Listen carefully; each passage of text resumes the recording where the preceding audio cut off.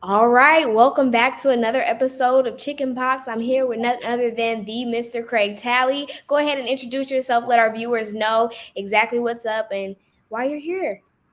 Well, welcome everyone. I am Craig Tally, and I am a media consultant with the Afro, and from time to time fill in for as a guest host. And I'm excited to be here today. As you may or may not know, Dr. Draper and Impeccable on travel, so I'm honored to be here with Miss Ashley. I've seen the show over the last couple of weeks, and you've done a phenomenal job. So I'm ready to sit back, relax, get into this chat about Black people versus spiritual warrior. So let's get it. Right. We have some amazing guests today. We have Lama Rod, who is a graduate of the Harvard Divinity School, who has a book that focuses on race, love, and liberation. So I'm excited to get into some healing from that. And then we also have Kristi and Fael from the Yoga Mouth Collective, who are going to be talking to us about how they tune into themselves spiritually in their everyday lives. And so we're going to be learning a lot today. I'm excited to welcome you both. Lama Rod, go ahead and start us off with what you've been up to lately. Yeah, and thank you so much for having me. It's exciting. Thank you for creating this space for us to have these conversations. So again, yeah, I'm Lama Rod. I use he, him pronouns, and I'm here in the South, in Atlanta, which is the ancestral lands of the Creek, Cherokee, and Muskogee people who are still on this land as well. And yeah, and I have been really concerned with like liberation for all people, but particularly Black liberation since I can remember. That was the first thing that I was really kind of indoctrinated into, was how to think about getting free, because it was obvious that I wasn't free, right? I grew up in the church, Black church. My mother is a minister, United Methodist minister. My grandfather was a Baptist minister. I was expected to become a minister. But those aspirations and prayers weren't specific enough. They didn't include a denomination, so I became a Buddhist. And I got into Buddhism through activism. As I was kind of moving through my late teens, getting into my 20s, I wanted a practice and a path that wasn't so colonized, right? And I wanted to experience a spirituality that was about me getting free and people who looked like me getting free, but basically anyone who was oppressed getting free, right? And I knew that freedom began with our own experience, with our minds, with our bodies, with our own suffering and trauma, right? And so I knew that like I had to kind of understand my mind, why I thought the ways that I thought, why I believed in the things that I believed in, and how those created these kinds of boundaries for me that was really hard to break out of, right? I wanted to understand myself in terms of fluidity and openness and sacredness, not as being faulted, not as being sinful, not as someone who had to wait to die to go to heaven to get free. I wanted heaven to happen right now in this moment in this body, right? And of course, when I started practicing Buddhism, it gave me these tools, right, to really start becoming self-aware, right? And I think awareness of self is this great territory that is terrifying for most of us, because it's a lot of secrets, a lot of pain, a lot of struggle in our minds and in our bodies. And it takes a lot of labor, right, to heal, to get free from these expressions of suffering. But I committed to that, right? And as I was committing to this path in Buddhism, I was also very much aware that this was what I could offer to liberation struggle in general, but particularly to Black liberation struggle as well. I think Buddhism has a lot to say, has a lot to offer. But not just Buddhism, but I think many paths outside of traditional Christianity, mainstream Christianity, has a lot of wisdom for any people who experiences oppression and marginalization, right? Well, Lama Um, Rod, let's run it back just a little bit because just yeah. for those that are joining us, this is the Chicken Box, and in case you don't know, it's sort of a play on a Baltimore tradition, which is the chicken box around lunchtime, which is four wings and a Mhm. fry. It has hot sauce. We like salt, pepper, ketchup on it, and so This is kind of what the idea, and I don't know in terms of maybe we can get into the eating habits of freeing yourself as well, but it's usually a greasy box, but it is empowered by Afro News.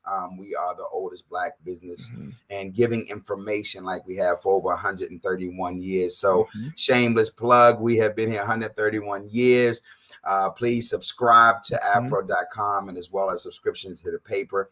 Our co-host Kevin and Pekka always says it's less than 2 Uber Eats. For $40, you're able to get the digital copy, and then also for $100 you can get print plus the digital. And if you want to give one away to a family member, so just wanted to get that out the way. We are a generational show, so it kind of started off as Ashley, I believe, is Gen Z. I get that mixed up sometime, but actually is Gen Z. I am Gen X, so we kind of come from that perspective as well, so that because there are different things that are going on. So thank you for your introduction. And I guess, Ashley, if you have any questions after what Lama Rod said, which was really interesting and a lot to unpack. So, we're going to try to get into it and talk a little bit about how Yoga Mouth, I guess, met him as well. But Ashley, your first question representing, I guess, as we say, our Gen Z would be what? Oh, I think that, just being from the South, I think both of you guys referenced that, knowing that Christianity has a solid background there.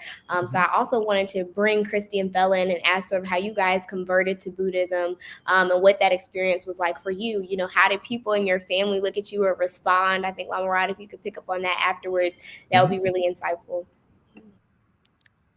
Thanks, Ashley. I actually I got interested in Buddhism. Like, I honestly, truly I don't even know how I found it. I always felt like I was somewhere outside of the normal.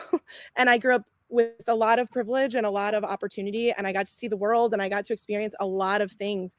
But nothing ever really truly settled on me where I felt like it was real. Like I needed a realness to things like that, which is where I always vibed with Lama Rod and everything he's been sharing too. It's like, there's a realness that I felt like I needed to engage. And I spent a lot of time in the LGBTQ struggle with my friends as a teenager. And there was just more to it in our little conservative town. I didn't fit in. And Buddhism was the thing that felt like something I could dig into. I could put in my head. I could play around with it. I could experience it. I like the experiential aspect of it. To me, the practice is the purpose.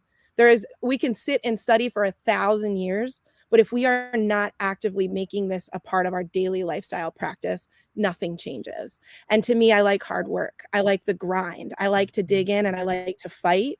And I think Buddhism gives us that social justice path, which is where we vibed with Lama Rod, like we were telling you backstage. His work speaks to the practical aspect of activism that Buddhism can be, in a way that I've never seen in 20 years. I've never seen anyone present it with that clarity and that purpose. So that's where it's reinvigorated my understanding, and it's brought it into what I feel is like a modern take that I can dig back into. So Lama Rod has really brought life back to my Buddhist practice, and I've been really grateful for that. So it's helped me share it with him, which I'd love to hear what you have to say. Yeah, I grew up in Baptist church all my life. And it never really was like, it never really felt like me. I always had questions, and then you get shunned for your questions. You know what I mean? Like, you don't question God type stuff. I had a lot of questions, so it was kind of like, I don't really feel this, because like there's other religions, and like me being brought up, I used to ask like, hey, is the other religions wrong? And the churches I was in, they was kind of like, yeah, the only way you get into heaven is if you repent. You know what I mean? And accept Jesus as your savior and all that. And then there was questions like, all right, so you saying like somebody to go around killing folks all their life, in the last second they could be like, oh, I believe you, and then they get to go to heaven. It's like, I don't want to be in there with them. You know what I mean? So I had a whole bunch of questions to where like, I'm not feeling it. But as far as Buddhism is concerned, it's just kind of like more like straight up. You know what I mean? It's It just seems like if you just take that, I'm not a Buddhist myself. Like I don't claim any kind of religion right now, but I do like how Buddhism is as a practice. So if we can, guys, go back a little, because some people may or may not know. I know, as you said, I think the foundation of most people is they grew up in the church, and the show title today is Black People versus Spiritual Warriors, and so we can unpack that. But just so we have a working definition, how do you define Buddhism? I mean, because a lot of people may or may not know. I know it was kind of brought up by Tina Turner a little bit, and what's love got to do with it, and her practicing Buddhism. And you saw, at least for me, I saw in a movie her chanting, and someone introduced her. So let's start off with a basis of kind of how you see, because you talked about some keywords like fluidity, and you talked about practice, and you know, it seems like based on merits, and you know, he just spoke upon you know, it's my deeds versus somebody could kill somebody. So let's work with a foundation of, I guess, you know, Lama, what you see, or the accepted definition of what Buddhism is. Yeah. You know, Buddhism is often described as a spiritual path, not necessarily a religion. A religion can be very dogmatic, very rigid, you know, but Buddhism is very open, very straightforward. But the basis of Buddhism is that the nature of reality itself, right, is an illusion, right? And that we can actually train to experience that illusion, to really cut through the illusion. And to cut through the illusion of phenomena is to cut through the illusion of suffering itself. And it's a return back to who and what we are, right? Which are, I would say, divine sacred expressions that exist beyond, like the dualities and the binaries of suffering, right? That's, you know, this basic discomfort, right?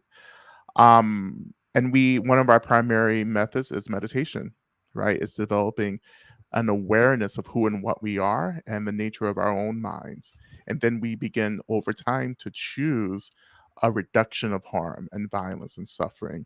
And that leads us to beginning to embody and actualize our true natures.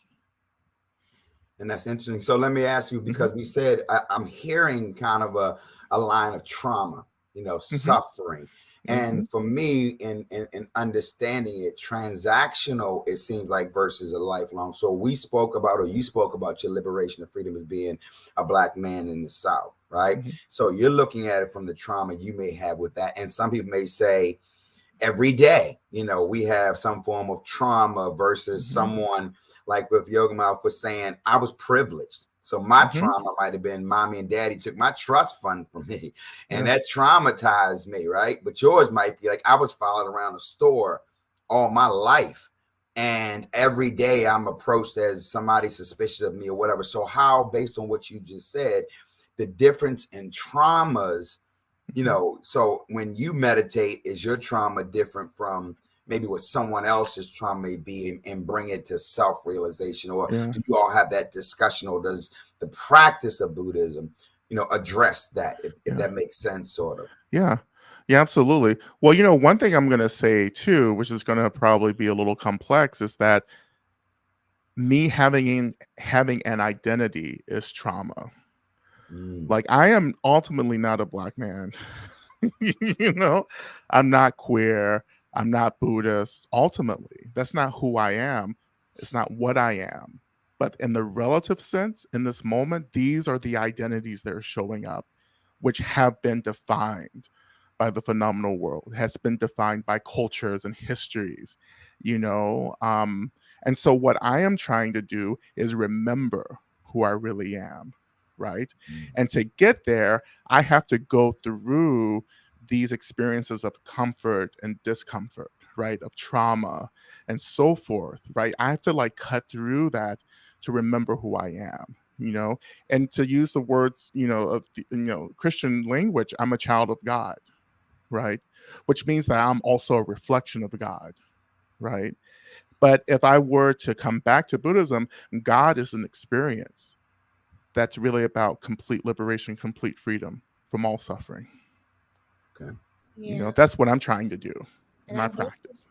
Yeah, I definitely wanted to weigh in on that and just showing, I guess what I heard you say was more so focused also around baggage and the baggage we carry from ourselves and from the Mhm. people around us and how it's been placed on us, and lightening the load, using Buddhism to do that.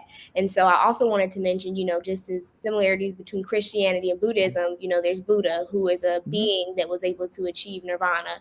And Mhm. so through, I don't know, you let me know, because I am still, yeah. Mhm. But Yeah. so just being able to Uh-huh. follow someone, being that there Yeah. is a guide or a style of how to achieve less suffering or achieve it Yeah. from a perspective that is, or achieve, a perspective that's outside of yourself, is what you were Yeah. mentioning. If you could Yeah. talk on, yeah. Well, the Buddha represents the example of what someone can do, right? But the Buddha isn't the only enlightened being, and Buddhism isn't necessarily the only path in the world where people can get enlightened as well. But I think what's really important for us is that we need to see living examples of what liberation looks like. Right. And this is why we love Dr. King. This is why we love Harriet Tubman. Like, these are real people that, some people actually knew who are still alive, who actually did something, and they did it in a way that invited us to join them. Right. And so when I think about the Buddha lived over 2,500 years ago. Right. And he was a Nepalese man, an Indian man, and South Asian man who did something, and then people paid attention and started doing what he was doing. And that created this path, that's been going on for, over two millennia now. And so as a teacher, right, I have to embody that example of the Buddha through the practice that he gave and through all the practices that many teachers have been creating and adding to this tradition over time. So it's not that like I'm talking a good game, I'm also living like my own truth as well. So both of these have to happen. But at the end of the day, I wouldn't be here. I wouldn't be alive if it wasn't for these practices of developing an awareness of who and what I am. So following up on that, I also wanted to sort of bring in what Yoga Mouth Collective Mhm. does. They're a social justice organization. So in Buddhism, how do you find your activism within your practice? That's something I want to, hit on and help people understand in case they'd be inspired to do the same thing. No, I appreciate that question because I appreciate Lama Rod speaking to the openness, like the path, but there's like so many paths to the path. And we utilize through our organization, we utilize mindfulness as a path that opens it up to a very practical sort of public health application of our Buddhist practices of meditation. Because at the bottom, we're trying to get people to a place where they can start to listen in. Like Lama Rod's saying, who am I really? Like what I'm cutting through. And we want to approach people. We don't walk out teaching Buddhism. We don't walk out. We use yogic psychology and Buddhism put together. I have my grad school experience in combining the neuroscience, the yogic psychology, and then the mindful movement practices all. I work privately with individuals where Buddhism may come up, but we speak a lot of just towards faith. And what I know from my nerdy science side is that faith is truly the essence of the practice. You have to have, like, we don't really know at the bottom of it. You feel, you experience, you walk through and you work through it. And that's our mission, is to bring that to give people the education so they know they have options, that there are paths, like Lama Rod was speaking to and Fael was speaking Mhm. to. There are those of us that had questions that couldn't be answered at certain times, or we were admonished for having them. So we like to just create really practical applications. Mhm. We worked at Maryland School for the Blind yesterday. We're running a program for them right now. So what we do is we go in and we teach the kids yogic philosophy of non-stealing, truthfulness, tapas or discipline, and nonviolence. And we riff off of those each week. And the kids go with these themes. We work towards a goal of adding a minute of meditation to each week that we made it to 3 yesterday. We teach them breathing techniques and we teach them body self-defense. He's our jujitsu expert. So we combine it all to bring people back into their bodies, to bring them into the process of questioning and curiosity. Mhm. And then we ask them, what did you learn from that? Because there's nothing I can give you that you don't already have about yourself. We're just opening those doors. And if that takes you back to faith in God through Christianity, we offer those resources of how do you connect with that faith deeper. And there's, to speak to that, Taryn asked a question about, can you be a Buddhist and a Christian, or is it either or?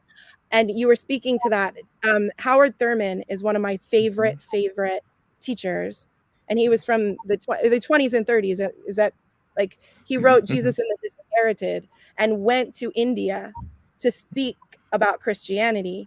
But in his book, he speaks to how at the core of it, the faith, the practice, the community, it all connects. And he's only speaking to liberation in that book, utilizing faith to liberation. So if Lama Rod, you have more to add, I just think that intersection where Howard Thurman shows up in India to really speak to that gives a lot of space to that conversation.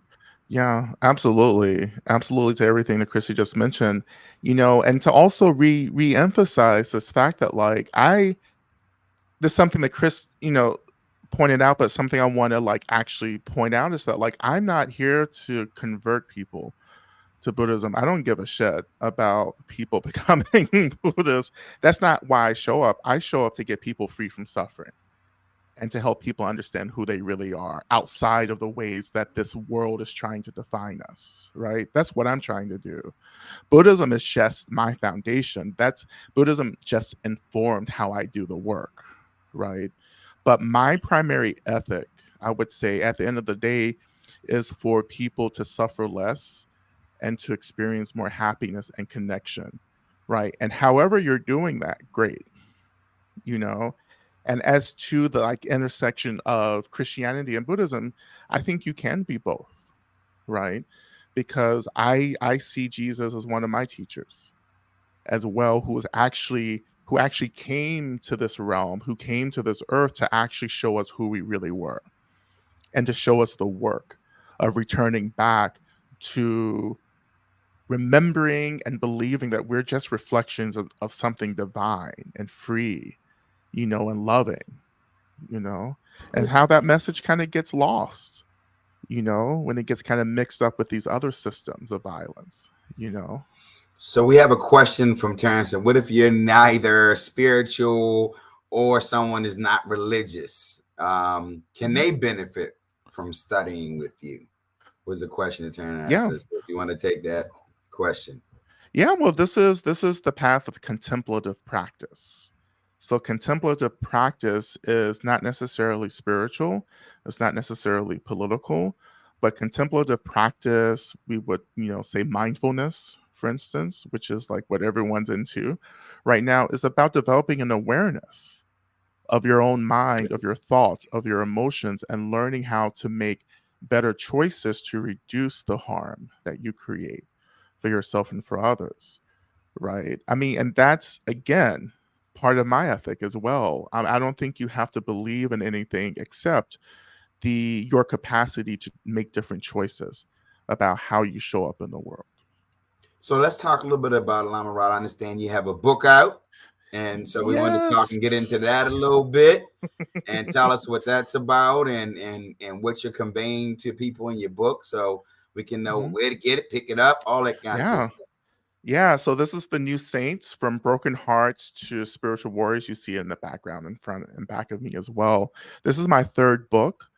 And New Saints is really about presenting a kind of a more accessible ethical framework, the same framework that I've just been talking about, for people who are really trying to figure out how to move forward in the world right now with everything that's going on. Like, how do I make better choices to benefit others, to help, right? To reduce the harm and violence, to reduce all this hate. Like, what can I do? So I present this ethical framework, and then offering the practices that can really help people to deepen this work. And this is really framed within my experience, right? My experience of being Black and queer and all of these identity locations, because I believe that, as I was saying with the Buddha, like, we have to, like, embody the path and then show people how to replicate that same work for themselves. So again, I'm not here just trying to talk a good game. Like, I can talk a real good game, but I also live what I talk. as well. And this book is an example of how to live a more ethical, just, concerned life for yourself, for the world, for people, for the planet, for the land, you know, um, all all geared towards cutting through the suffering so we can actually experience a different, more liberated future.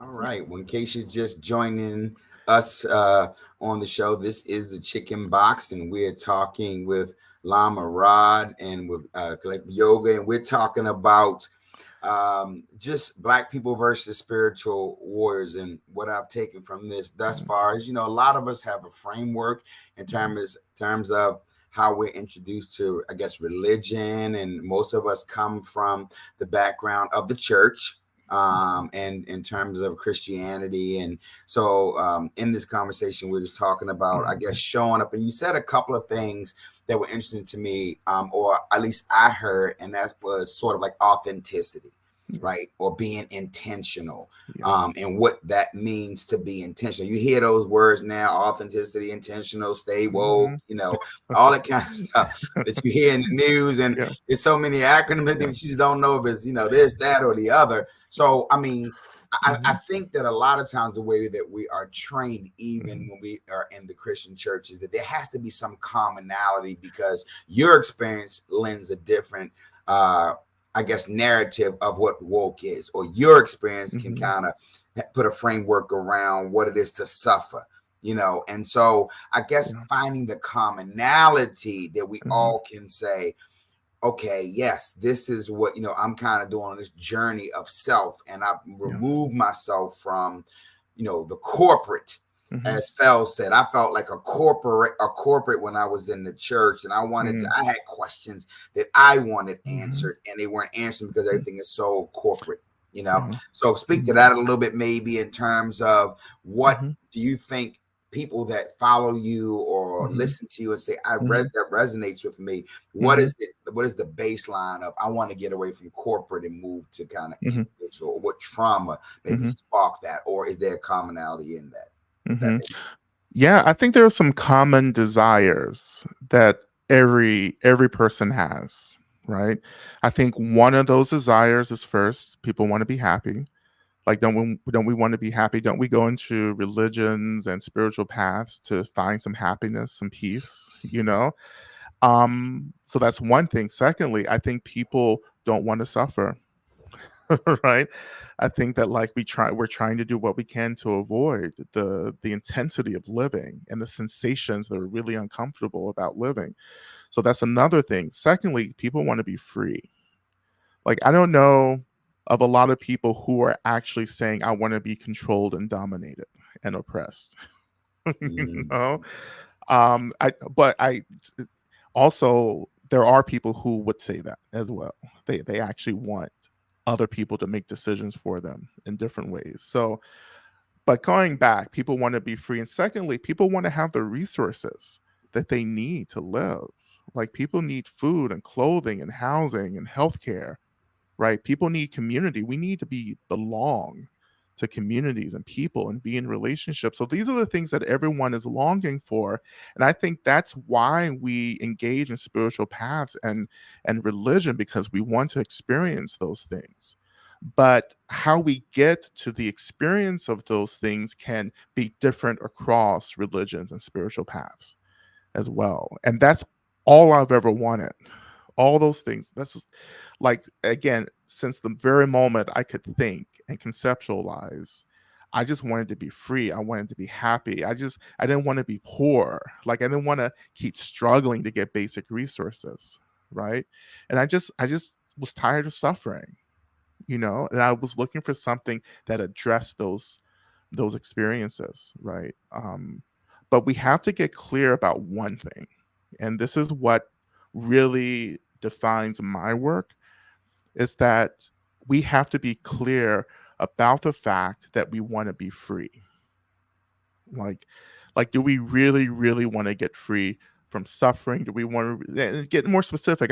Do we really, really want to get free from attitudes and assumptions about who we think other people are and who we think we are?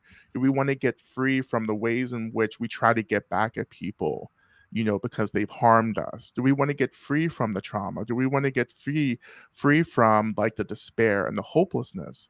Because I think growing up Black, like we build a whole bunch of Black identity around suffering, around despair and hopelessness and struggle. And I just kind of get tired of that.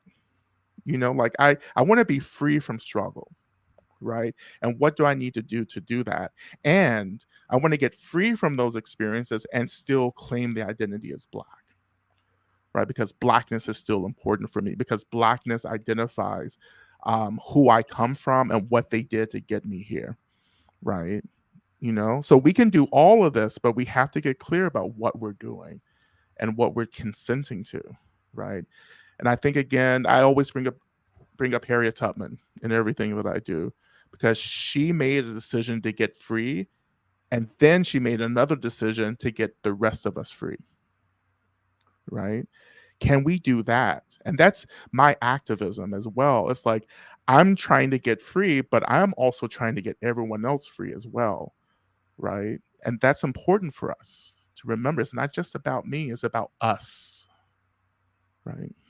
Yeah, I think that's very, very real. And it reminded me of what someone put in the chat about, turning to God, listening to God. And, I think I just wanted to share, that the Bible says, faith is the substance of things hoped for and the evidence of things unseen. And I think when we all, trust in ourselves and trust in our neighbor that we're going to do the best that we can to free ourselves, then the world becomes a better place. But while you were speaking, I looked up a few of your quotes, and there's one that says there's something about our identity as activists that is so closely related to anger that we experience. What would it look like if we formed our activist communities around joy, not the suffering or the anger as basis for our change work? And I just spoke to the point you were saying. I think especially about Black children, how we descent into ourselves instead of ascending. It's just what can you say for parents out there, for grandparents, about how they can embed this seed of how to move from a place of happiness and joy as opposed to a place of anger, especially for the Gen Z that are trying to make a change right now, especially with social media, so much anger coming in from all lenses, emotions and tensions are high. So what do you suggest? Yeah, the anger for me, it's related to the sadness, the despair, and so we're not taking care of that sadness. We're not doing the emotional labor for ourselves to really say, how do I actually heal this deep sadness, this deep despair that anger is arising from? Because anger is a secondary emotion. It's like anger is not the main event, right? And when we get confused about that, then we can manipulate anger to get things done. But anger isn't meant to be used to heal and to liberate. Love is meant to be used to liberate and to heal, right? And when when I'm talking to parents, we have to do that work. Like, parents have to do that work for themselves, right? If we don't do that, then we pass it on to our children. That's what intergenerational trauma is. It's like we keep passing on unfinished work to our kids, right? And I realized that for myself. Okay, my family gave me something. They weren't actively choosing that. They were doing the best that they could. My mom and daddy didn't have mindfulness. They didn't have apps. They didn't have all the resources that we have to learn about who we are. They did the best that they could. They passed a bunch of stuff on to me. And I said, you know what? I have resources now to disrupt that, because another part of my work is to disrupt the ways in which I transfer trauma into the experiences of younger folks, into my descendants. I think that's one of the highest, most important things that we can really sign up for, is to say, you know what, my kids will not be struggling with the same old stuff that I had to struggle with and our ancestors had to struggle with, right? And this excites and really galvanizes the ancestors, right? Because they're like, we don't want you to suffer like we had to suffer. We didn't do what we did, so you can just do the same old stuff, And beyond that, I want Black children to be happy, to be joyful. I want Black children to be children, because in white supremacist dominated cultures, Black children are forced to grow up too quickly. Like, we're forced to be erased. Our innocence is erased because our innocence creates a mirror for white folks, you know?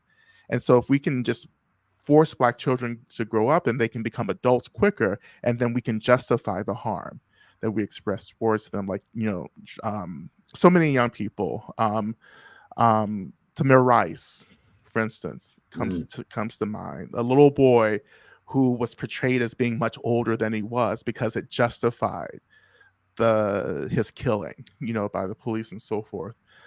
So yeah, I just want kids to be kids, all kids to be kids, especially Black kids. You said something very interesting, and I think sometimes when we have the different generations, and I think about it because, as I said, I guess I'm considered the Gen X, but and you said your ancestors didn't have an app, and your ancestors didn't have that. And sometimes, I think I want to have this conversation with my son, and it's like sometimes the over information that we have. I mean, kids have access to so much and just the information. And sometimes I think it doesn't allow you to work through some of your stuff and process, because I go and get an opinion on somebody else's, or I go to the net and get this, and I do this, and all this information and all this overload, I have to cipher through. And if I'm going, as you said, outside of the traditional norms, my mom and dad, they're going to the Baptist church, I got to figure this out, for myself. But it's just an overload of information I have to cipher through. I was just wondering when you said that, because do you think we're in a better, because you talk about passing things down to your generation and keeping them happy, and the definition of what happiness for you might be different than a definition. I mean, we all have the traditional thing of food and clothing and be safe from the police and not be like Tamir Rice and be gunned down in the street. We understand that. But how do you say to someone what defines as their happiness versus what you may see as happiness, if that makes sense? Yeah, that kind of makes sense too. Maybe I'll get into it this way. Like, I think one of the hardest positions for us to be in is to lose hope in what's possible. When I hear people say, well, that's impossible. If it were impossible, I wouldn't have done it. If it were impossible, all these great people that we study and admire and celebrate couldn't have done what they did. We don't believe in what's possible because we haven't met or found ourselves in a relationship with people who are outside of these boundaries, that we find ourselves trapped in, right? And this is why I had to leave the church, right? I had to go to other communities. Yeah, and I've had the privilege of being abroad. I've been to Asia quite a few times. I've been to India, Nepal, all of these places, and studied. But like, I didn't start in India. I started here, right? I started with books. I started with just meeting people who were doing these practices, right? And I started believing, okay, yeah, I can do this. Like, if you did it, I can do it, right? It doesn't matter, if I was Black or not, I was going to do it. Right. And I think part of the ways in which the system indoctrinates us is to take away this belief that we can actually transcend the system. Right. And I see a lot of people who are being consumed by the despair and saying, you know what, there's no point in trying. There's no way that, Black kids can be happy. I know happy Black kids raised by Black parents. Right. And Black communities.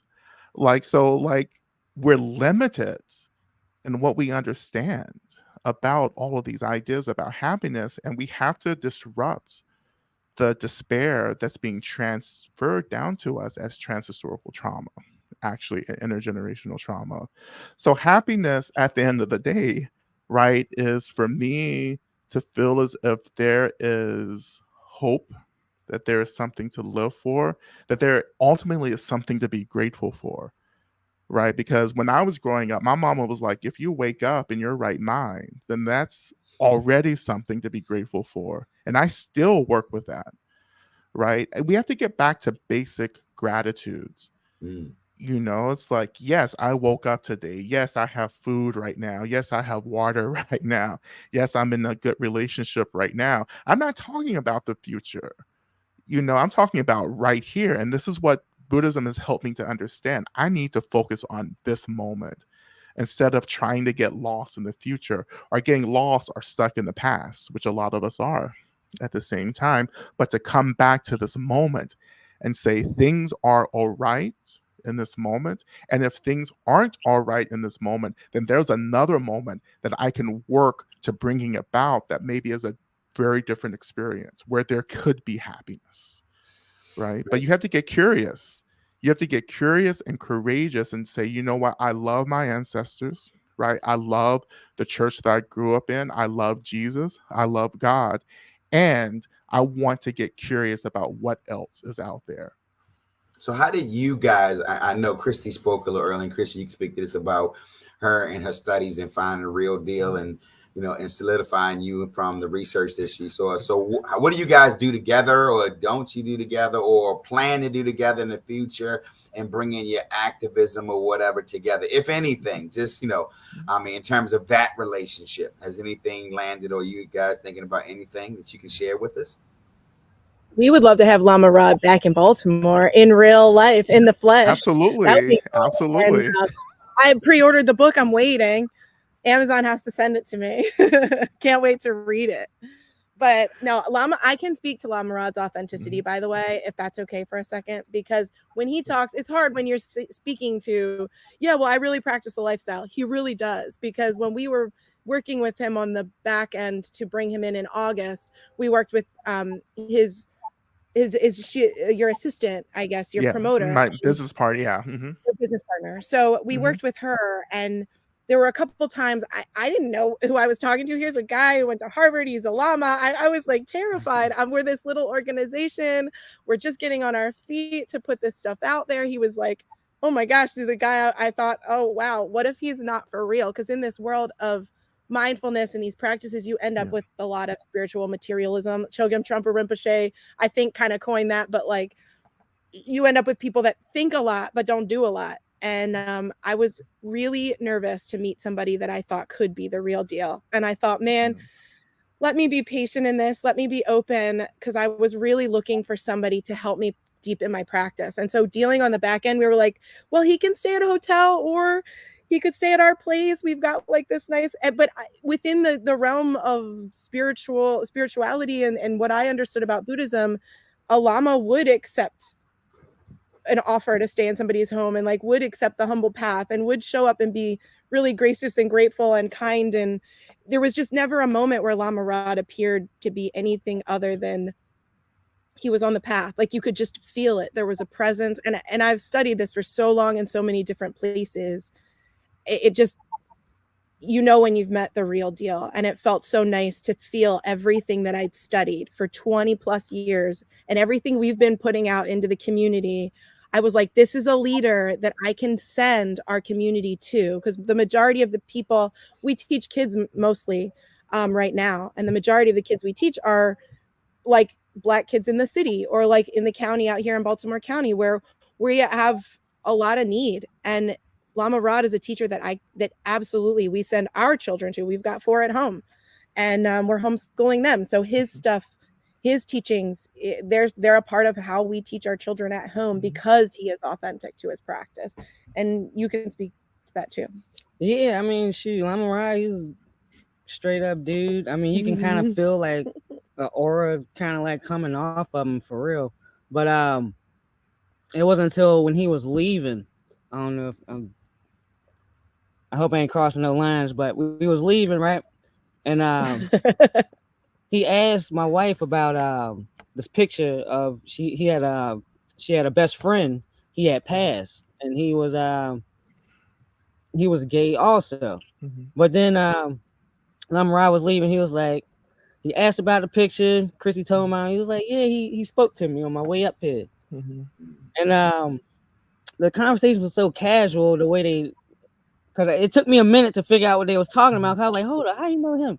And then I listened to a spiritual conversation and was able to like really witness how like something that's spiritual actually happens. You know what I mean? Because you can tell he wasn't lying about it. And then it was kind of like, I don't know, it was just weird. You could just feel that spiritual presence around through that conversation. It was like, yeah, I've heard about stuff like that, but to actually like witness it was pretty amazing.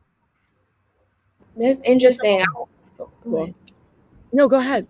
No, I was just going to ask and get into the topic of, I guess, spiritual discernment and sort of, I don't know, Lama Rod, if you could step in on that, just not even from just that experience, but how you were able to, draw conclusions and assumptions. I know earlier we talked about, making sure we're not stereotyping, but using our feelings to our advantage when it comes to how to feel our way through situations. Yeah. Well, first of all, I just thank Kristi and Fael for like that beautiful, kind of reflection. I've been telling so many people about my experiences, at y'all's place, like everyone, and I've been sharing a special gift that y'all gave me as well with some friends. I'm like, this is a special gift, you can have a little bit, and we just feel and it's just like, that's just nothing but love there. And like, when I had no idea what I was coming into, you talk about spiritual discernment and trusting our feelings. I just knew that like I was coming, that I had to be there, that like I didn't care what the resources were going to be like. It was just, again, something was telling me this is where I needed to be that day, right? And to begin to trust those feelings is to have and to train in a deeper connection to how we understand the divine or the sacred, or how we understand God. Like, you start listening to how you're being led to what is for you, right? And I think that like this is very much a part of our ancestry of the Black community. Like, I think these things are just innate.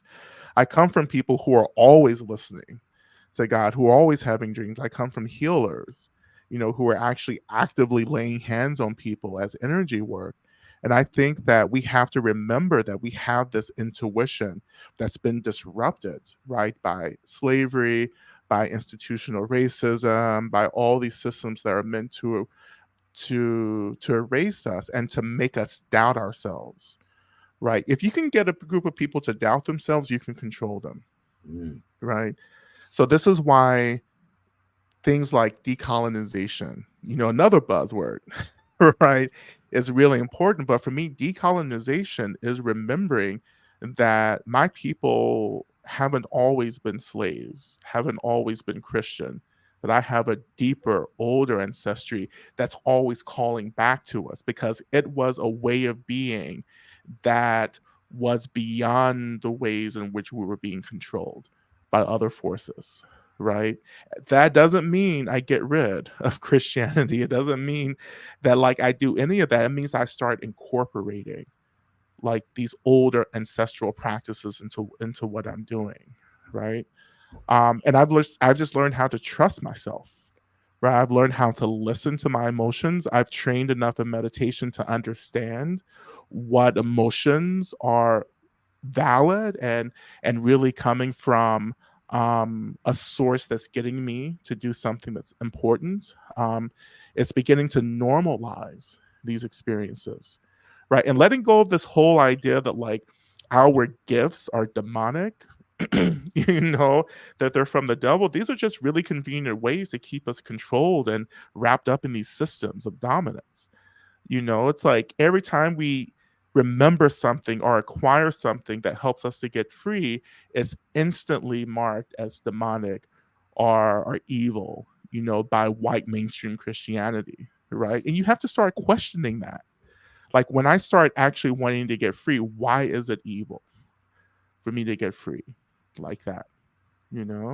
Again, this is not to convince people to let go of our culture and the religion that we grew up in, but it's to get us to get curious about how Christianity has been weaponized against us, and for us to rediscover a Christianity, a theology that is liberating. And we have their sources. Like, we have Black liberation theology, we have the Black prophetic traditions, right, that have formed over the past decades to let us know that like we can still believe in God and still love Jesus and also get free and also abolish the systems that create harm for us, right? And still love God at the same time. That's what I'm trying. If I had an agenda, that's part of the agenda. I want you to love God and be free. Period.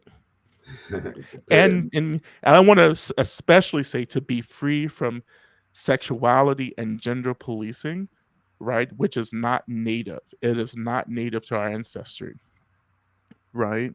We come from sexually fluid and gender fluid early ancestries, right? And we need to remember that, you know, that gender policing, sexuality policing is an expression of white supremacist, conforming and domination, and we need to disrupt that as well, you know. And let just lastly just say this is why for me abolition, you know, which is the, you know, it's not a new thing. Abolition has been with us for a while, but it's reemerging as something that people are really getting behind because we know that these systems are failing. You know, capitalism is on its way out, you know, and so we need to figure out what's next. Well, ladies and gentlemen, this is close to the hour and we're not strapped to any time, but this is usually doing the show where we get on our box. And so we kind of summarize what it is that we call the chicken box, what we learned from this experience, this exchange, and what maybe a takeaway that you got from it. So if you don't mind, you know, we're going to let Yoga Mouth go first, and then I'll go, maybe Ashley go, and then we'll give the honor to Lama Rod to just kind of get on the box. So speak your truth, speak whatever you like, didn't like, what you learned from it, from this exchange we had right now during this time on the chicken box. So Yoga Mouth will start with you on the box. We say you have 2 minutes or whatever to be on the box. I would like to start off with saying I always enjoy Lama Rod. I like his teachings. Cool dude. Makes me look at stuff from different perspective. I still to this day, I still like really feel the fact that if you're looking at that anger as being hurt, you know what I mean? It kind of, it changes your whole thought process when you're looking at other people and at yourself. So like, I would just like to say thank you for that, man. That always stick with me. Yeah, and I want to emphasize the practicality of this. Everything that Lama Rod spoke about, especially in parenting and children, a mindfulness-based lifestyle, both for parents and for kids, not only is supported through spirituality, but it's supported through science now in like the most incredible ways that validate faith, that validate a belief in God and a higher power. And it validates slowing down. It validates less is more, that what we do with ourselves, what we do with our children, what we do even with our spiritual practice, just being present and looking at our own communities first and foremost, because Lama Rod's teachings are incredible, but we have to take them back. And we're in Baltimore, and my heart is in Baltimore. So my heart is in building this revolution here for our children, all of our children, but especially the children of color that deserve this information that has been kept, and it has been gate kept, and it has been whitewashed, and it does not deserve that treatment anymore. And we have leaders like Lama Rod that are speaking to that, and organizations like ours that are putting that back out there into our own communities. So you have resources, and please reach out to us if you need local sources to get your kids mindfulness support, to get yourself mindfulness support, to get your family mindfulness support in your body, in your mind. It can save your life. It will save your life. If you do it, if it's a lifestyle, it will save your life. It's a beautiful practice. So please know how practical and accessible this really is. And Lama Rod is the guy you need to go to check out his books, because we use them all the time in our teachings. So thank you for contributing this beautiful practical practice, Lama Rod. We're really grateful. Thank you. So I'll jump on the box real quick. And this has been a very, enlightening conversation. And I appreciate Lama Rod for coming on and really talking about, I know a lot of times it seems as though it may be an attack against the church, and let it be known that I am saved, believe Jesus is Lord. But I believe also that conversations need to be had around what that means and what that represents. If you can defend your faith or your belief or whatever, it shouldn't shake you to your core when someone says something that may or may not be different than what you believe. And so I think a lot of the things that happen sometimes in the church is that, like I think Lama Rod was alluding to, is that they're shaming if you believe something else or you think of something else. There are things that I do believe, but I'm not closed-minded to the fact that people, whatever they say, maybe their truth may be. And I believe that if God is who he says he are and Christ is who he is, by your light and how you move will either change them. The Bible says, be angry, but sin not. So the whole purpose of it is not to sin. So, but if I turn you away from something because I become egotistical and you have to see my way, the Bible says, let your light so shine unto men that they may see your good works and glorify your Father, which is in heaven. So we talked about leading back to the Father's house. So my example of how I live and my example of what I believe in will either drive you away or bring you closer, is how I look at it. So, and so that comes only from exchange, and, I believe there's only, but one truth, and that we're all searching for that truth, and we can lean toward our personal things that happen to us. Some people say, we believe in God's going to take care of it. And I'm living hell on earth, but I'm dying to get to heaven. I denounce that. I believe that you can live heaven on earth. That Christ came so that we may be freed. It's just, what does that look like to us and the traditions that we've had and suppressions that we had and people want to control and tell us certain things. So I thank you for the opportunity to come on to have this dialogue, and I'm off the box. So Ashley. Yes, no, everything you just said reminded me of that gospel song that says, let's get back to Eden, living on top of the world. Just going back to the Bible with that, knowing that there was and there is and there can be a space on earth where we're at peace, we're happy, we're fruitful, we're, enjoying our lives physically, mentally, and spiritually. I just quickly looked up the 5 precepts of Buddhism, which says to not take the life of anything living, not to take anything not freely given, to abstain from sexual misconduct and sensual overindulgence, to refrain from untrue speech, and to avoid intoxication, which is in result losing mindfulness. But that just reminded me of the 5 commandments. So just knowing that everything is very similar, but everything I think has its own space and there's room for discussion about it, like as you mentioned. And then the last thing I wanted to address was just gender policing. I think I've traveled a lot too, and when I go to Eastern countries, what I notice most, especially in Africa, is how happy males are, how they will smile, how they will touch, how they will experience. And so, being able to be that free is a blessing that I want to see more Black men here in America be able to take advantage of. Black women, Black children, everybody. We're at an age and in a time where, it's important to be in the present and it's important to live in now. So I'll turn it over to Lama Rod to give the final words and final words of wisdom and advice to us. We appreciate you both for being here today, Lama Rod, Yoga Mouth Collective with Kristi and Fael. This was a great show. Sorry, one last thing. Our newspaper next week is focused on sound mind and sound body. So if you guys get the chance to pick up our special edition, there'll be more tips in there too, where you can look back and definitely, refer to for years to come. But Lama Rod, I'll turn it over to you. All right. Thank you so much. Thank you for all the reflections. And I think, just to pick up with Tel, it's like, if we're really rooted in our beliefs, and if those beliefs are really the source of happiness and openness and freedom, we can have these conversations, right? And these conversations don't have to be these experiences of like grasping on and like getting really afraid that like someone's gonna come and sweep the rug from under us. That's a sign that you're actually not as rooted as you think you are. And so these conversations are really important because the Black community is changing, right? I think we have this belief that Black people are all like in the South and we're poor and we live in the projects, right? I mean, that's where I come from, but that's not where all Black people are. We're a part of a diaspora globally, and Blackness is different from country to country. And I want us to have this really, I want us to evolve into a kind of curiosity and to say, what, God is showing up in different ways all over the place. And I want us to have the courage to explore how God may be showing up, maybe in Buddhism, right? How God may be showing up, in ways that are just very different than what you grew up with, right? So this is all I'm trying to do. I discovered something really important. I'm not the first one, as you all said at the beginning. Tina Turner came around and is responsible for a whole bunch of Black people doing Buddhism. you know, and then now she's our, you know, ancestor now. She passed a couple months ago, you know, but like I want us to have her courage, you know, to say, you know what, I'm having a hard time. And there's this other thing, this chanting practice. Like I just want to explore it.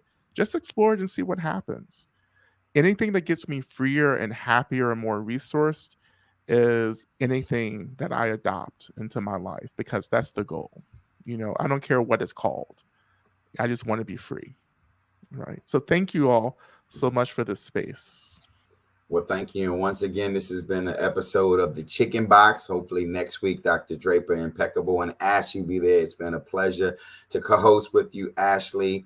And we thank everyone for tuning in, all of your comments, all of your questions, and we look forward to further discussion about that. So until next week, this is The Chicken Box signing off. Have a great day.